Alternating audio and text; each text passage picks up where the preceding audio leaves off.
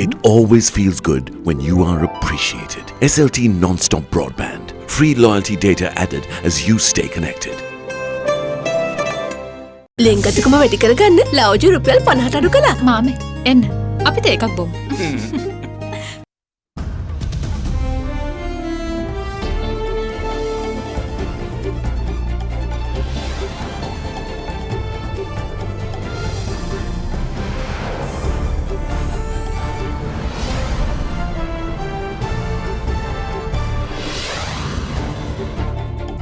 Tonight, Formula for Growth. SLPP chairman says that political stability, a stable monetary and fiscal policy are necessities for investment climate and growth to improve. Whatever advantages we have, if we do not have political stability, I do not think that the business community can perform its functions adequately. No time for losers. Prime Minister Mahinda Rajapaksa says there won't be room for defeated candidates on the national list. Set free. Malaysian Attorney General catches flak for acquittal and release of 12 accused LTTE suspects. Gelling together. Sri Lanka's cricket coach believes the team is on the right track. You need wins along the way, and by getting that win, albeit in a very close game, they buy into our brand of cricket. All that and much more coming up on First at 9. This Tuesday, the 25th of February 2020. 6997ට SMS කර රුපියල් මිලියන 3ක මුල්තැන්ගේ උපකරණ දිනාගෙන අවුරුද්දෙම කුස්සිය time save කරගන්න. From AdaDerana, this is AdaDerana First at 9. Live from Studio 24 in Colombo.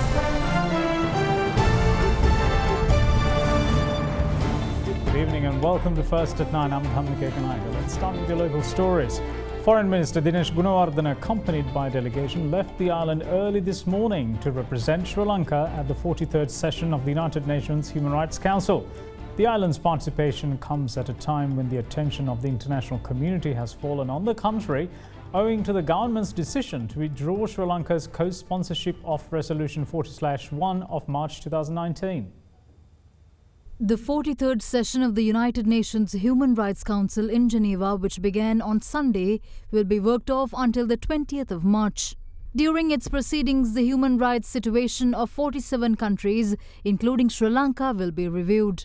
Addressing the high-level segment of the Council tomorrow, Minister of Foreign Relations Dinesh Gunawardena is expected to convey 5 proposals to the Council, including Sri Lanka's decision to withdraw the country's co-sponsorship of Resolution 40/1 on promoting reconciliation, accountability and human rights in Sri Lanka, which also incorporates and builds on preceding resolutions 30/1 of October 2015 and 34/1 of March 2017.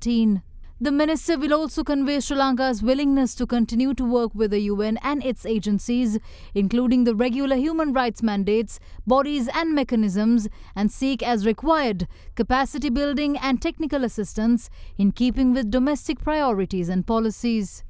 He will also declare the government's commitment to achieve sustainable peace through an inclusive, domestically designed and executed reconciliation and accountability process, including through the appropriate adaptation of existing mechanisms in line with the government's policy framework. The willingness to address other outstanding concerns through due democratic and legal processes and to introduce institutional reforms where necessary in a manner consistent with Sri Lanka's obligations, including the 2030 Sustainable Development Agenda, will also be conveyed. Last but not least, the Sri Lankan side will announce the intention of the government to work towards the closure of the resolution in cooperation with the members of the UN. Now, Defence Secretary Major General Kamal Gunaratne says that although the Sri Lankan military had completely defeated LTTE terrorism militarily 10 years ago, the challenge of defeating its separatist ideology still remains, as some Tamil politicians are attempting to propagate it in the minds of the Tamil people. His remarks came during an audience with visiting Zambian Army Chief Lieutenant General W.M. Sigatswe at the ministry today. Commander of the Zambian Army, Lieutenant General W.M. Sikazwe, called on Defence Secretary Major General Kamal Gunrathan today, and during the meeting the Defence Secretary said that the innocent Tamil people who are battered under LTD terrorism do not want a separate country, but some Tamil politicians want devolution of power. Referring to military expertise that was used in the final war to end terrorism in the country, he said the LTD terrorists were using asymmetric warfare tactics and the Sri Lankan military had to develop its own asymmetric warfare, which reduced the LTD to merely an ideology after mid-2009. The visiting Zambian army chief meanwhile said that the Zambian military would greatly be benefited by the Sri Lankan military's innovative asymmetric warfare tactics. In response, the Defence Secretary informed Lieutenant General Sikazwe of the possibility of offering training to Zambian Special Forces by providing Sri Lankan Special Forces expertise on long-range reconnaissance patrols and a specialized module on survival, escape, evasion and combat tracking. The Zambian Army commander arrived in the country on the 21st of February on a 5-day visit. Now, Malaysia's Attorney General Tommy Thomas has decided to drop all criminal proceedings against the 12 Malaysian men accused of supporting the banned terror organisation, the LTTE. Among the multitude of charges levelled against them also included raising funds for the terror group and planning attacks on Sri Lankan targets in the country. Following the acquittal, Malaysian Islamist opposition party PAS threatened a mass public rally calling the Attorney General's resignation and reinstatement of the charges.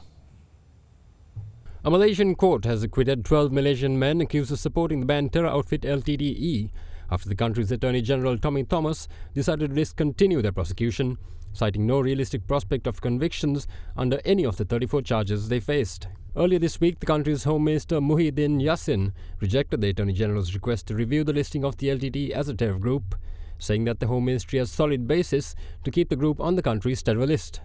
His statement in response to the request highlighted the Malaysian government's belief that the group still possessed ideologies that could pose a threat to public order and national security, adding that the decision on proscription remains solely with the Home Ministry and not with the Attorney General. Meanwhile, Malaysia's Islamist opposition party PAS has rejected the decision to acquit the 12 suspects and threatened to organise mass public agitation, calling on the government to sack the Attorney General for what it termed biased decisions. The PAS also demanded that the charges be reinstated against 12 suspects and that the powers of the Attorney General's office be curbed. Meanwhile, Malaysian Muslim Lawyers Association also echoed concerns over the decision, saying it was shocked and disappointed.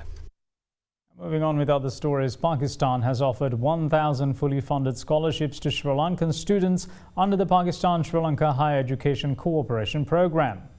Now, it was extended when Pakistan High Commissioner in Sri Lanka, Major General Mohammad Saad Khattak, called on Prime Minister Mahinda Rajapaksa yesterday. During the audience, the Pakistani High Commissioner also expressed his country's willingness to fully cooperate on the counter-terrorism front. While noting already existing relations between the countries in the defence sector, both sides also agreed to work towards further enhancing trade relations, with the Pakistani High Commissioner expressing his country's particular interest in taking more Sri Lankan goods to the Pakistani market. Pakistan is the second highest trading partner of Sri Lanka in the SAARC region, and bilateral trade in 2018 stood close to $510 million.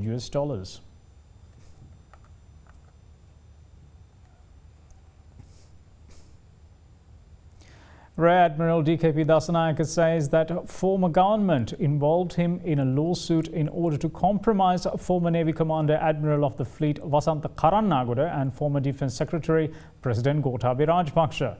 He made this statement today, giving evidence before the Presidential Commission of Inquiry appointed to probe alleged political victimization of public servants and members of the armed forces. It was the turn of Rear Admiral DKP Dasanayake to give evidence before the Presidential Commission of Inquiry appointed to inquire into alleged political victimization of public servants and members of the armed forces. Rear Admiral Dasanayake told the Commission that in 2015 he was in the United States pursuing a master's degree in terrorism prevention policy and strategy and was recalled before the completion of his studies after the government of good governance came to power. He revealed that the then commander of the Navy, Vice Admiral Jayantha Pereira, had called him and conveyed to him the Security Council's decision to summon him to record a statement regarding ongoing investigations into the disappearances of individuals. Furthermore, Rear Admiral Dasanayake said that he applied for 14 days leave and returned to the island, leaving his family in the US, and he was informed that he would be able to return to complete the rest of his course after the recording of the statement. The commission was told that upon his arrival in Sri Lanka on February 16, 2015, he immediately met with Commander of the Navy, Vice Admiral Jayantha Pereira.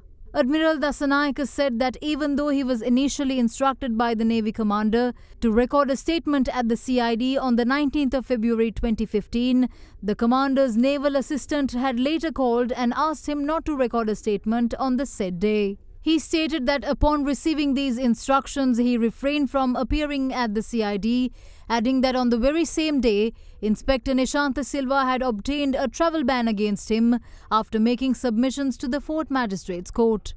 He told the commission that the former government involved him in a lawsuit in order to compromise former Navy Commander Admiral of the Fleet Wasantha Karannagoda and former Defence Secretary and current President Gotabaya Rajapaksa. Rear Admiral Dasanayake also said that the former Minister of External Affairs Mangala Samaravira had taken a keen interest in him pursuing a course in the United States and had called for a report from the Navy commander at the time on his qualifications to participate in the course. The Admiral told the Commission that the Fort Magistrates Court had rejected a request made by him via his private attorney to remove the travel ban, judging that doing so could obstruct future investigations. Admiral Dasanayake further stated that the Fort Magistrate at the time, Tilinagamage, who is currently interdicted, had told the Commission that Inspector Nishantha Silva had influenced him in connection with the case of the abduction and disappearance of 11 youths. Rear Admiral DKP Dasanayake added that he believes the magistrate could have been influenced to reject his request for the lifting of his travel ban. Now then, 8 more countries have made it onto the list of countries with confirmed COVID-19 cases, with Austria and Croatia being among them. With the outbreak appearing to be winding down in China, the pace of infections has picked up in South Korea and Italy. Meanwhile, in Sri Lanka, the National Action Committee set up by the Ministry of Health was set to meet this evening to discuss measures to tackle another possible infection in the country. As China looks to be arresting the COVID-19 outbreak in the mainland, other countries are seeing a rise in the number of infections. In Sri Lanka, the National Action Committee set up by the Ministry of Health to prevent the spread of COVID-19 in the country is scheduled to convene this evening. The 22-member Action Committee held its first meeting on the 27th of last month. Given the considerable presence of Sri Lankan expats in South Korea and Italy, which happen to be 2 countries to have experienced a significant spike in coronavirus cases recently, the committee will focus on measures that should be taken by tourists and locals arriving in the island from these 2 countries, as well as Sri Lankans residing there. Latest data places the number of deaths in South Korea at 11, with 3 added overnight. Further, 144 new infections were also reported overnight, raising the overall tally of COVID-19 cases to 977 in the country. A majority of the cases have been traced to a hospital in the southeastern county of Chengdu and a minor Christian sect in the southeastern city of Dagu, home to 2.5 million people. In Italy, meanwhile, 41 new infections were reported, raising the overall number of COVID-19 infections to 270. The country is also the worst affected in Europe.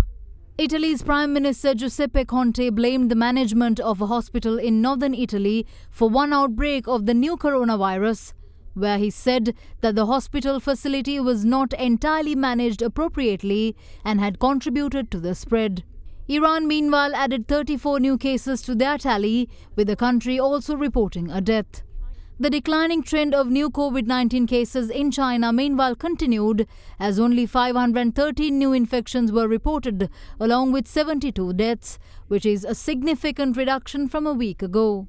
The total number of cases in mainland China now stands at 77,663, with the death toll at 2,664.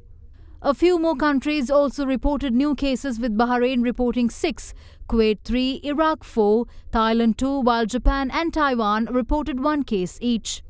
Among some of the measures taken by various countries to tackle the outbreak and mitigate its effects, Taiwan approved of a $2 billion package to help cushion the impact of the virus on its export-reliant economy. Meanwhile, Iraq extended the entry ban, which had been in place for travellers from China and Iran, on travellers from Thailand, South Korea, Japan, Italy and Singapore. In the meantime, the World Health Organization refused to dismiss the possibility of COVID-19 becoming a global pandemic. The team has made a range of findings about the transmissibility of the virus, the severity of the disease, and the impact of the measures taken. The team also estimates that the measures taken in China have averted a significant number of cases. For the moment, we are not witnessing the uncontained global spread of this virus, and we are not witnessing large-scale severe disease or death. Does this virus have pandemic potential? Absolutely, it has. Are we there yet? From our assessment, not yet. The sudden increase in new cases is certainly very concerning. Now, a fire erupted at the marshes in Rajagiri today along the Budgamwa-Perera road. Sri Lanka Air Force deployed a Bell 212 helicopter to douse the fire. It used a piece of firefighting equipment known as a Bambi bucket, dumping water on the flames for around 20 times. The helicopter was deployed upon a request made by the Ministry of Disaster Management. A similar move was made by the Air Force last week as well.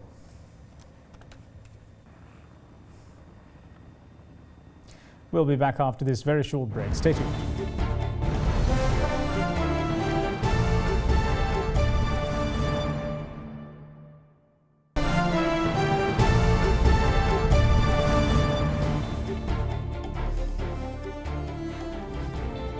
Welcome back. You're watching First at 9. Now, Prime Minister Mahinda Rajapaksa has said today that while he is in support for increasing youth and female representation in the government, losing candidates, however, will not be tolerated in the national list under his premiership. He made these comments when he met with the March 12 movement today. The March 12 movement met Premier Mahinda Rajapaksa today, seeking assurance that candidates who are rejected by the people in polls will not be given a route back to Parliament. Following the discussion, its convener Rohana Hettiarachchi spoke to media. As a March 12 movement, we met the Prime Minister today, and we are meeting all other political party leaders during this period, and we are appealing each and every political party leaders to bring a capable, quality people for upcoming parliamentary elections. The Prime Minister agreed to bring capable people in his list, and also we request him to bring youth and the women's also into their nomination list. We discussed today about the national list. We have experience in the last parliament. There are a lot of losing candidates came through the national list to the parliament, and they got a ministerial portfolio also. So the Prime Minister clearly stated that he will not do that in the coming parliamentary election, and in his period he said that he never bring those who lost the elections through the national list.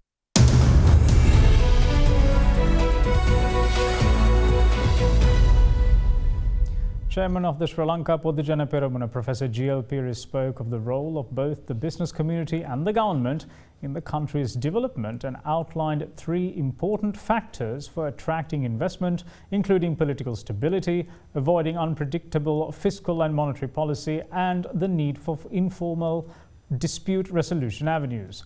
Professor Peiris also called on the business community to engage with the government in developing a symbiotic and mutually supportive relationship in facing the challenges of the country's economy.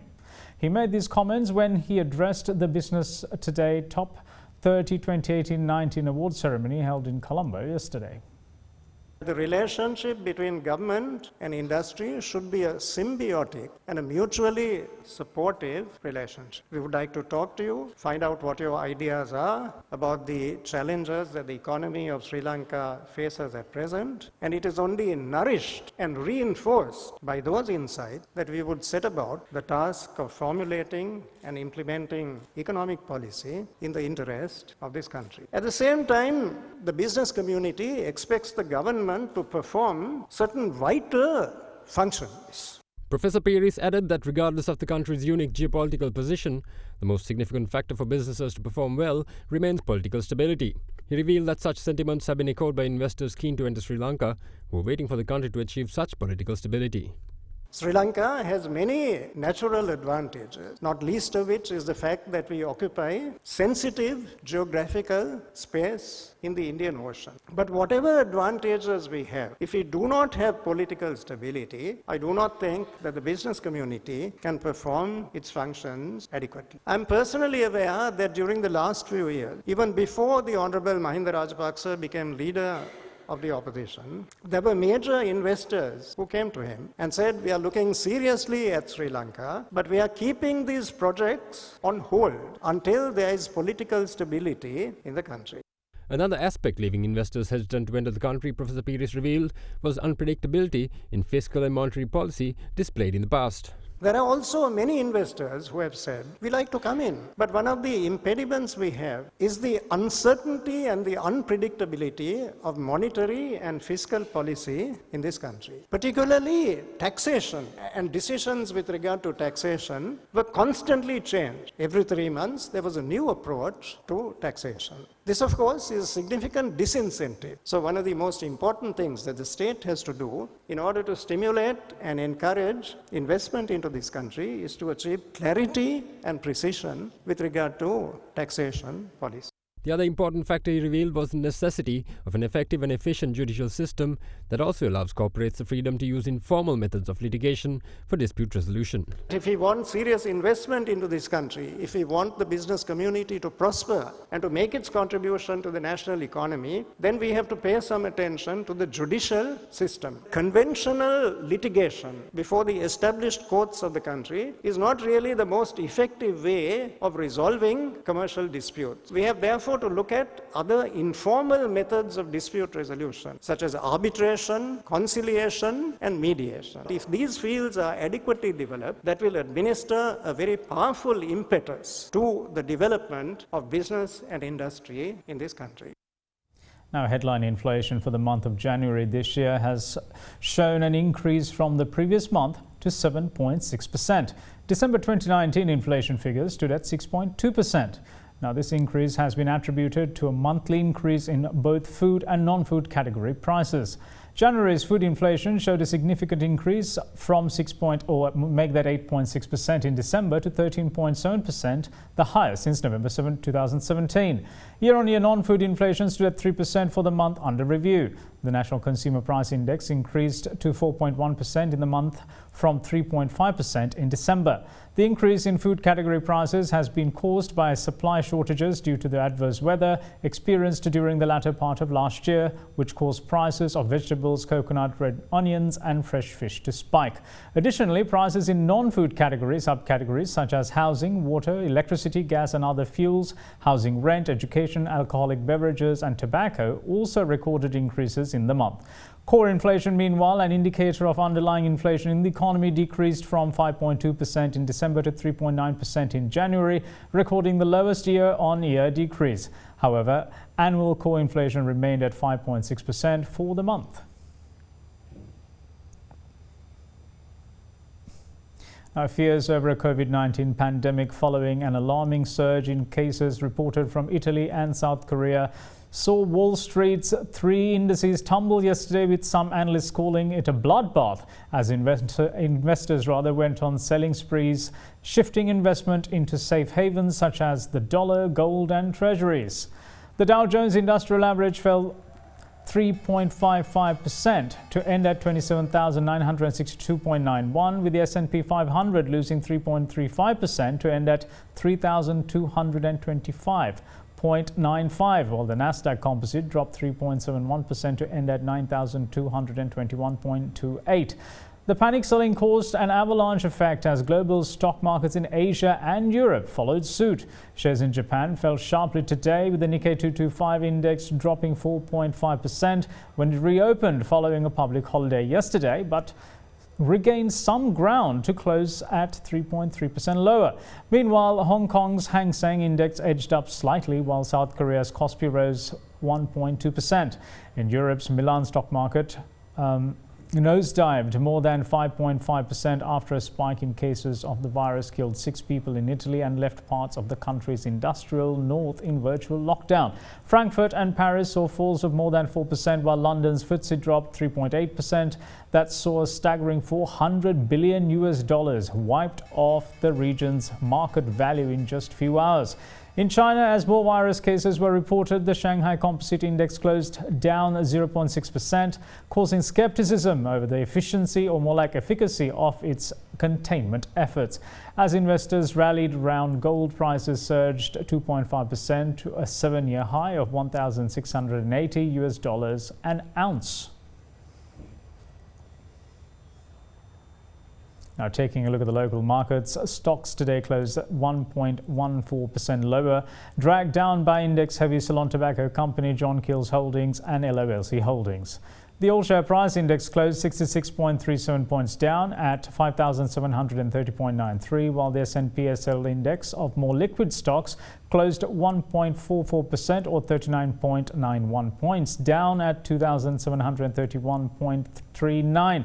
Market turnover was 591.7 million rupees, with 30 stocks gaining and 119 falling. Now here's a brief report on today's market performance. The secondary market witnessed the continuous foreign selling, mainly centered on the belly-ended curve, and 15.323 maturity traded at 9.46 and 9.5, and 11.24 and 15.324 traded range between the 9.72 and 9.90. The long-ended yield curve 15.627 maturity changed hand in the range of 9.95 and 10.12. And the stock market ended in the red third straight session. The price losses made in big cap, CTC and John Keells. With the 35% of the turnover was boosted by the parcel trade made in CCS, Spence and Sampath. A net foreign outflow was witnessed amid high foreign participation. Now, in the currency market, the rupee closed marginally firm at 181 rupees and 65 to 75 cents against the US dollar in the spot market today, while bond yields remained flat. The rupee ended at 181 rupees and 70 to 85 cents to the greenback yesterday. Now let's take a look at how the Sri Lankan rupee traded against other major currencies during the day.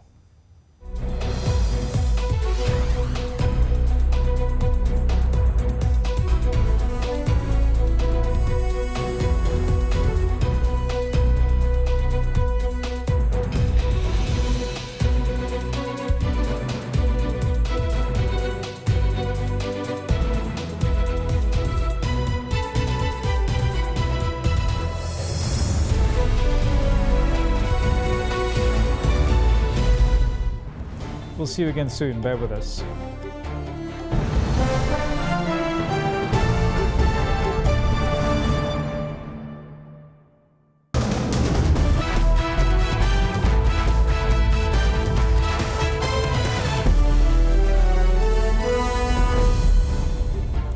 Now, in cricket, head coach of the Sri Lanka national team, Mickey Arthur, called for the top order to score big despite the numbers of the last match as they take on the West Indies in the second ODI of the 3-match series in Hambantota tomorrow.